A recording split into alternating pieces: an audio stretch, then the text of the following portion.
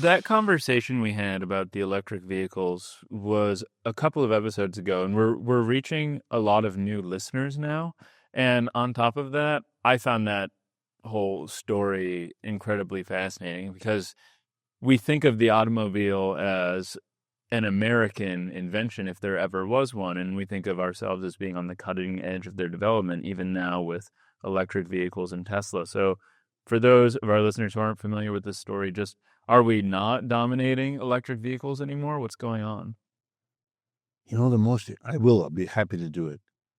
But the most important thing about it is that interested, intelligent, thoughtful people like your audience and like you don't know it. That ought to worry you. Okay, here it is. 15 years ago, the automobile industry began a competition. Who could come up with the best electric vehicle? Because it was understood and generally viewed that's the future of the automobile industry. We are in a transition for ecological reasons and cost reasons, blah, blah, blah. We're moving away from fossil fuels that make our cars run, gasoline, and we're going to go to electric. Okay. That was a consensus. Why? Because there were very few voices, but very few voices which were drowned out in the United States, pushed aside the way these folks usually are, which said that this was fundamentally irrational, that what the country needs is mass transit.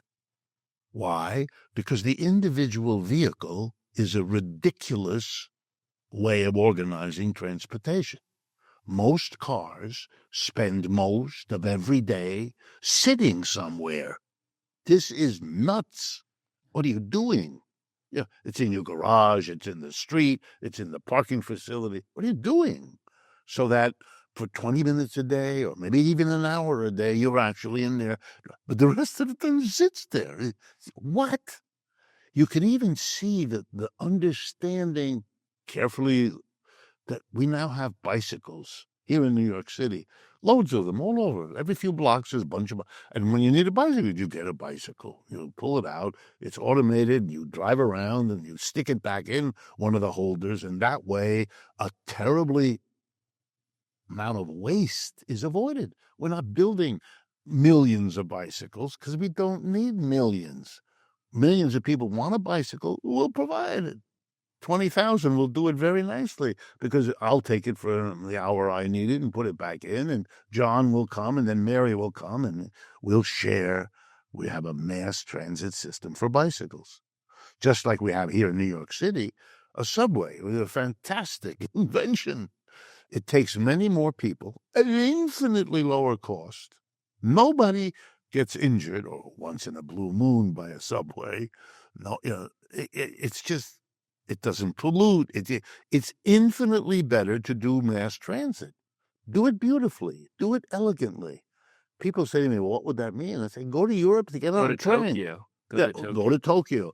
I'm familiar with Europe. The trains are magnificent.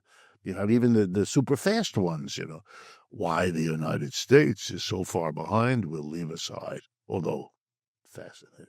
Anyway, 15 years ago, we're going to do the electric car. Stupid, because you're replacing the private car with another private car, but at least better than fossil fuel, it'll be electricity run. Okay, Tesla is one of the early pioneers and makes Mr. Elon Musk a household name and rich, very rich. But General Motors works on it, Ford works on it, Toyota works on it, everybody works on it. But here we are now, 15 years later. The Chinese have automobile companies. They work on it too. But they win. They win the competition. The best car, best electric car and truck, at the lowest price, is made by the BYD Corporation, precisely unknown in the United States for a simple reason. They're not permitted to come here. If you go to Europe today and you go on the highways, you'll see BYD vehicles all over the place. Why? Mr. Biden First, Mr. Trump put a 27% tariff on electric vehicles from China. And then Mr. Biden, while he was still president, raised it to 100%. So if you want to get a BYD electric car, say it costs $30,000.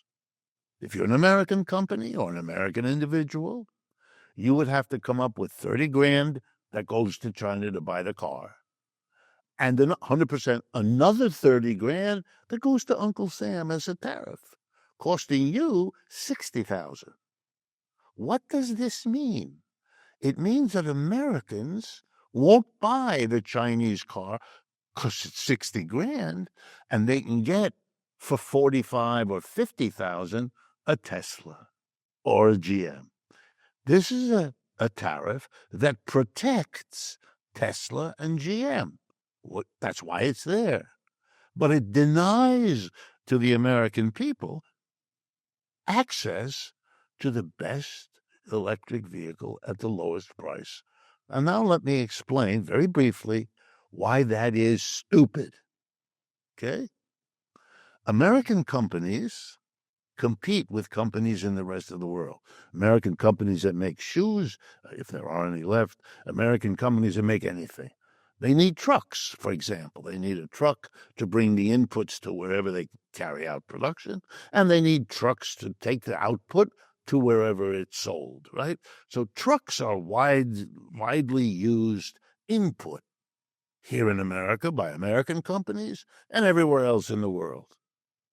But everywhere else in the world is now going to be able to get the best quality electric truck for 30,000, whereas their American competitor could only get the best electric truck if they paid 60, which they won't. They'll buy an inferior truck and still pay more than their competitor pays for the superior truck. And you know what that means? American companies are going to lose the competition and eventually lay off the workers since they can't sell their products that have been too expensively produced. So you're protecting the workers at GM and Ford, but at the expense of not only many other American workers, but I can tell you as a mathematical economist, we cannot know whether the jobs we protect in the automobile industry won't be overwhelmed by the jobs we lose as a result of this tariff.